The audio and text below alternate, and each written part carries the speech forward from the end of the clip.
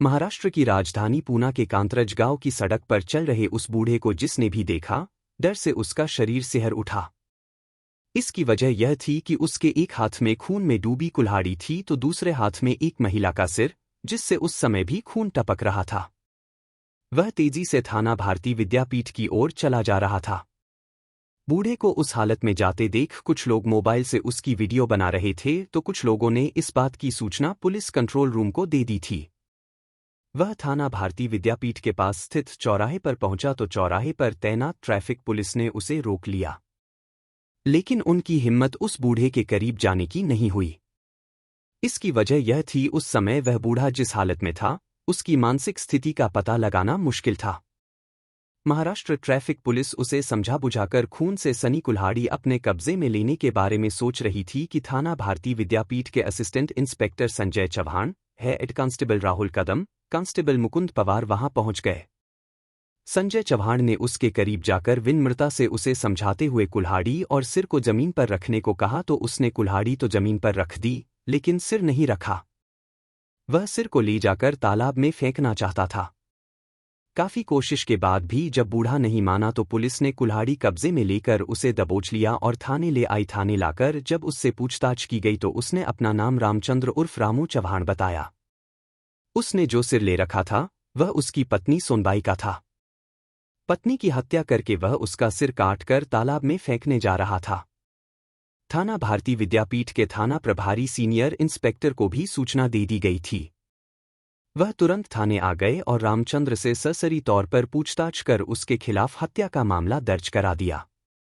इसके बाद वह Sanjay Chauhan, inspector crime Shrikant Shinde, police naik Rahul Kadam, constable Mukund Pawar और असिस्टेंट इंस्पेक्टर राहुल गौड़ के अलावा पत्नी की सिर काटकर हत्या करने वाले रामचंद्र को साथ लेकर उसके घर जा पहुंचे। महाराष्ट्र के रामचंद्र कांतरज गांव में सुखसागर एशियन सोसाइटी के सामने ओसवाल बिल्डर के एक खाली पड़े प्लॉट के कोने में बने छोटे से मकान में रहता था। पुलिस के पहुंचने तक वहां काफी लोग जमा हो गए थे। पुलिस उन्हें हटाकर मकान के पास पहुंची तो 3 कमरों के उस मकान का मुख्य दरवाजा खुला था। मकान के अंदर का दृश्य दिल दहला देने वाला था। आगे वाले कमरे में सोनबाई की सिर कटी लाश 4 टुकड़ों में बंटी पड़ी थी। उसके आसपास खून ही खून फैला था।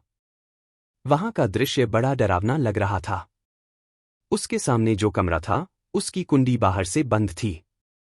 पुलिस ने उसे खोला तो पता चला कि रामचंद्र ने बहू और उसके बच्चों को हत्या से पहले उन्हें कमरे में बंद कर दिया था। चौहान अभियुक्त रामचंद्र की बहू से घटना के बारे में पूछताछ कर ही रहे थे कि एडिशनल पुलिस कमिश्नर डा सुधाकर पढ़ारे और असिस्टेंट पुलिस कमिश्नर आत्माचरण शिंदे भी आ पहुंचे। इनके साथ प्रेस फोटोग्राफर और ब्यूरो की टीम भी थी।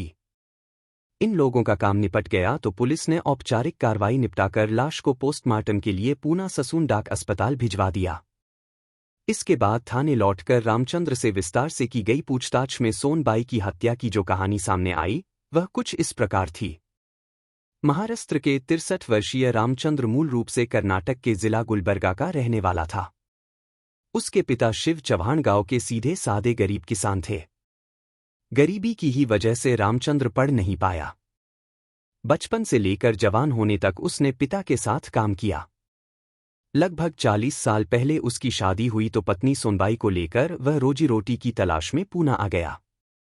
महाराष्ट्र के पूना शहर में कुछ दिनों तक वह इधर उधर छोटा मोटा काम करता रहा, लेकिन जब उसे ओसवाल बिल्डर की यहां वॉचमैनी की नौकरी मिल गई तो उसके जीवन में ठहराव आ गया। बिल्डर की ओर से रहने के लिए उसे एक छोटा सा मकान भी मिल गया था। उसी मकान में वह पत्नी के साथ रहने लगा। वहीं उसके 4 बच्चे, 2 बेटियां और 2 बेटे हुए। उसने बच्चों को पढ़ाया लिखाया और जैसे जैसे वे शादी लायक होते गए वह उनकी शादियां करता गया। अब तक उसकी 2 बेटियों और 1 बेटे की शादी हो चुकी है। बड़ी बेटी गुलबर्गा में ब्याही है तो छोटी मुंबई में। बड़े बेटे राजेश की भी शादी हो चुकी है। उसके 2 बच्चे भी हो चुके हैं। राजेश पत्नी सुनीता और बच्चों के साथ पिता के साथ ही रहता था। उससे छोटे उमेश की अभी शादी नहीं हुई थी। दोनों भाइयों की बढ़िया नौकरी थी। समय पंख लगाकर अपनी गति से बीतता रहा। रामचंद्र और सोनबाई उम्र के ढलान पर पहुंच चुके थे। सोनबाई वैसे तो अपने सभी बच्चों से बहुत प्यार करती थी, लेकिन छोटी बेटी और दामाद से उसे कुछ ज्यादा ही लगाव था। न जाने क्यों वह छोटे दामाद को कुछ ज्यादा ही मानती थी। वह जब भी उसके यहाँ आता, वह उसकी सेवा में लग जाती, उसका ध्यान सब बच्चों से ज्यादा रखती, उसके साथ अधिक से अधिक समय बिताना चाहती, उससे बातें भी खूब करती। जबकि रामचंद्र को यह सब जरा भी पसंद नहीं था। उसने इसके लिए सोनबाई को न जाने कितनी बार समझाया और मना किया, लेकिन बेटी और दामाद की ममता में वह कुछ इस तरह खोई थी कि मानी ही नहीं। वह बेटी और दामाद से फोन पर भी लंबी लंबी बातें करती थी। कई बार समझाने और मना करने पर भी जब सोनबाई नहीं मानी तो रामचंद्र के मन में दामाद और पत्नी को लेकर शक होने लगा। उसके मन में तरह तरह के गलत विचार आने लगे। उसे पत्नी पर से भरोसा उठने लगा। दिमाग में संदेह का जहर भरा तो उसे पत्नी से नफरत होने लगी। उसे लगता था कि उसकी पत्नी सोनबाई और दामाद के बीच गलत संबंध हैं, जबकि सोनबाई और उसके दामाद के बीच वैसा कुछ भी नहीं था। दोनों का चरित्र साफ था। लेकिन अगर किसी को संदेह हो जाए तो उसका इलाज ही क्या है। इसी संदेह की वजह से सोनबाई और रामचंद्र में पति पत्नी जैसा मधुर संबंध नहीं रह गया। इसके बाद पति पत्नी में लड़ाई झगड़ा और मारपीट आम बात हो गई। रामचंद्र के बच्चे और बहू उसे समझा समझा कर थक गए, लेकिन न उसका संदेह दूर हुआ और न लड़ाई झगड़ा बंद हुआ। उसे पत्नी से ऐसी नफरत हो गई कि वह पत्नी से लड़ने और उसे मारने पीटने के बहाने खोजने लगा। महाराष्ट्र के रामचंद्र की जब भी पत्नी से लड़ाई होती, उसे पीटते हुए उसका गला पकड़कर कहता, तू सच सच बता, तेरा दामाद के साथ क्या चल रहा है? तुझे बेटे की उम्र के दामाद से संबंध बनाते शर्म नहीं आती? पति के इस झूठे आरोप से सोनबाई का खून खौल उठता। जवाब में वह कहती, बुढ़ापे में तुम्हारा दिमाग खराब हो गया है।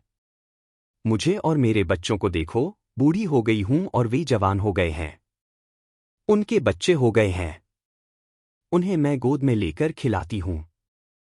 मेरी यह उम्र इश्क करने की है। अगर इश्क ही करना होगा तो दामाद से ही करूंगी। अपनी ही बेटी के सुखी संसार में आग लगाऊंगी।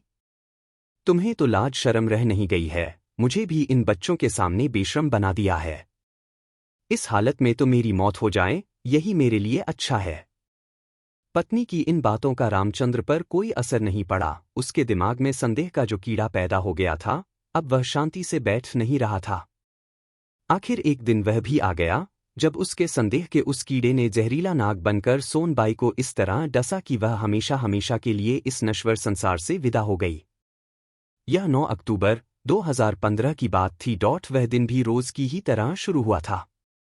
राजेश और उमेश खा पीकर अपनी अपनी नौकरी पर चले गए थे।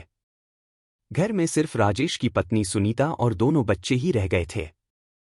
घर आते ही रामचंद्र किसी बात को लेकर सोनबाई से उलझ पड़ा। बहू सुनीता ने झगड़ा शांत कराने की कोशिश की, लेकिन रामचंद्र चुप नहीं हुआ। धीरे धीरे यह झगड़ा इतना बढ़ गया कि सोनबाई ने एक बार फिर कहा कि अगर मौत आ जाती तो इस झंझट से छुटकारा मिल जाता। इतना कहकर झगड़ा खत्म करने की गरज से वह बाहर जाकर बर्तन साफ करने लगी। तभी रामचंद्र ने कहा, तू मरना चाहती है न तो मैं तुझे मार ही देता हूं। यह कहकर रामचंद्र घर के अंदर गया और कोने में लकड़ी काटने वाली कुल्हाड़ी लेकर बाहर आ गया। बच्चों को स्कूल के लिए तैयार कर रही सुनीता ने जब रामचंद्र के हाथों में कुल्हाड़ी देखी तो बुरी तरह डर गई। किसी अनहोनी की आशंका से वह अपने पति राजेश को फोन करने लगी। वह पति को ससुर के तेवर के बारे में बता रही थी कि रामचंद्र ने उसके पास आकर कहा, तू बच्चों को लेकर अंदर कमरे में जा। ससुर के गुस्से को सुनीता जानती थी, इसलिए उसकी बातों का विरोध किए बगैर वह बच्चों को लेकर चुपचाप अपने कमरे में चली गई। उसके कमरे में जाते ही रामचंद्र ने बाहर से कुंडी लगा दी। इसके बाद वह सीधे पत्नी के पास पहुंचा। महाराष्ट्र की सोनबाई बर्तन साफ कर रही थी। रामचंद्र ने उसके पास आकर कहा, जब देखो तब तुम मरने की बात करती रहती हो ना, चलो आज तुम्हारी यह तमन्ना मैं पूरी ही कर देता हूं। सोनबाई कुछ कह पाती, उसके पहले ही रामचंद्र ने कुल्हाड़ी से सोनबाई के सिर पर पूरी ताकत से वार कर दिया। सोनबाई जोर से चीखी और सिर पकड़कर जमीन पर लौट गई। इसके बाद रामचंद्र उसे घसीटकर कमरे में ले आया और मानवता की सारी हदें पार करके बेरहमी से उसके शरीर के 4 टुकड़े कर दिए। इसके बाद सोनबाई का कटा सिर और कुल्हाड़ी लेकर वह तालाब में फेंकने जा रहा था तभी लोग उसके पीछे लग गए। आगे चौराहे पर ट्रैफिक पुलिस मिल गई तो उसने उसे रोक लिया।